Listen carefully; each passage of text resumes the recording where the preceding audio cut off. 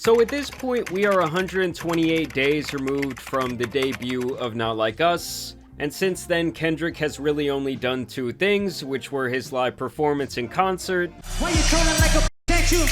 Trying to strike a chord.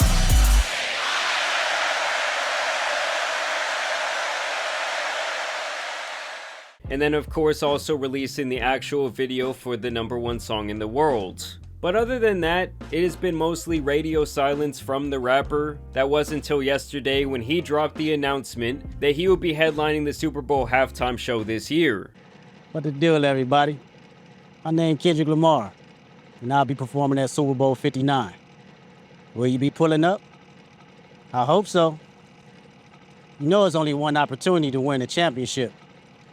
No round twos. Let's get it. Boom! Meet me in New Orleans, February 9th, 2025. Now a lot of people are focused on what he said right here. You know it's only one opportunity to win a championship.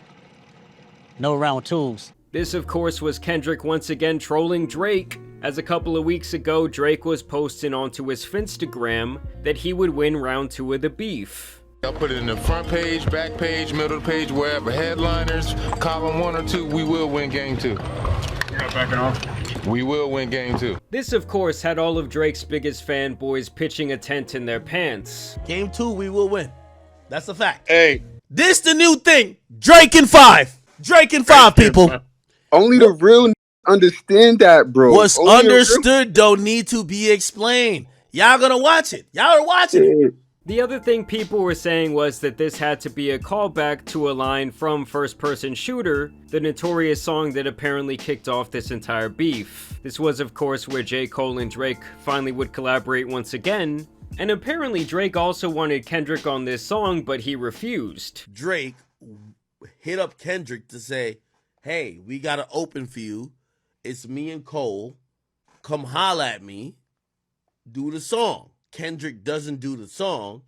Then he hears the song, and the song is a bunch of niggas who's talking about me and you is the Spider-Man meme and blah, blah, blah, blah. And he says, man, these bum-ass niggas who couldn't get a feature from me is now acting like they're #1 and #2. Both of them. Here J. Cole raps, love when they argue the hardest MC, is it K-Dot, is it Aubrey, or me? We are the big 3 like we started a league, but right now I feel like Muhammad Ali. Now obviously Kendrick would respond to the big 3 controversy on the Future single Like That, where he says the big 3 is just big me, and that pretty much anyone standing in his way, including both Drake and J. Cole, could get the smoke. Now eventually, as we all now know, J. Cole would eventually back down, and it was probably in his best interest to do so and not get caught up in this carnage. So what I want to say right here tonight is in the midst of me doing that and in that shit, trying to find a little angle and downplay this nigga's fucking catalog and his greatness, I want to say right now tonight, how many people think Kendrick Lamar is one of the greatest motherfuckers to ever touch a fucking microphone?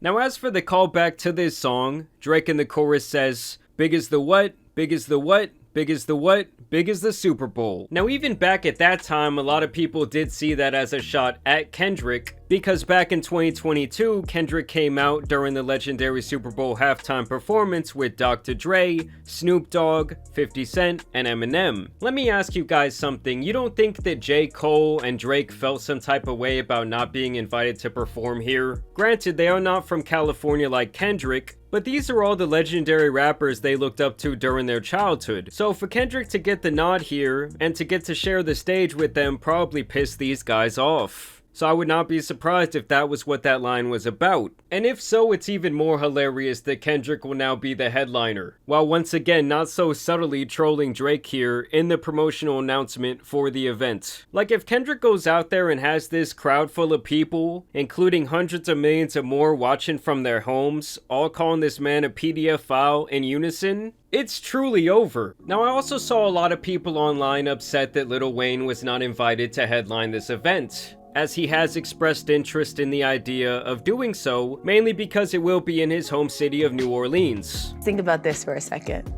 Lil Wayne, headline Super Bowl in New Orleans.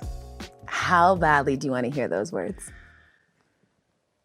Just as bad as I would want to see my name at the top of that list when I was that whatever age it was, and I would bust into the office and get that Billboard magazine. And I performed at the Grammys, and that's an amazing, and the reason why, that's probably the next highest feeling, but nah.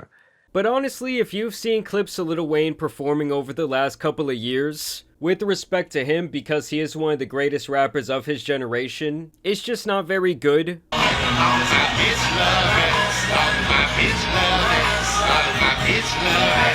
A lot of times he can't even remember the lyrics to his own songs. But I do still have the theory that Kendrick will bring Lil Wayne out on stage. And if he does that, bringing in the guy who ushered Drake into the game and made him who he is today, that would be insane. His name has already been mentioned in the beef when Kendrick says on Not Like Us that Drake apparently fucked Lil Wayne's girl while he was in jail back in 2010 and then had to get a tattoo of his face to apologize to him. The next year, in 2011, Lil Wayne would rap on 6 Foot 7 Foot, Had My Heart Broken by This Woman Named Tammy, but hoes gonna be hoes, so I couldn't blame Tammy. Tammy is obviously the woman who smashed both Drake and Lil Wayne back in 2016. Like, do you prefer the company of Drake over Lil Wayne or Lil Wayne over Drake? That would be the story that we would talk about. And when Lil Wayne released his journal, Gone Till November, he was asked about this situation, and this was what Lil Wayne had to say about that. In the book, there's a part in the book where you say that he came in and told you that he had smashed one of your girls. Oh, when he rapped up? Oh, I wasn't worried about that. I mean, you know, I was just, you know, that's just how life go when you locked up.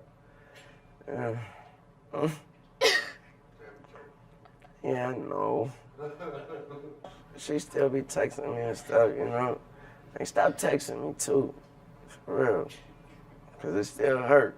So to me, he still seemed pretty salty there, and in the official excerpt from the book, you can see how this really bothered him at the time. I woke up still feeling fucked up about the fucked up day that I had. Hell is what it was. I'm used to arguing with my girl on a daily basis, but finding out that she fucked Drake was the absolute worst thing I could have found out. So don't be surprised when Lil Wayne is touching that stage in February. Going to a Super Bowl before and watching the halftime show. It's nothing like it. And wishing, you know, like when you see the artist, you be like, I know they could have sung the song that I was featured on. I'm featured on everybody's song.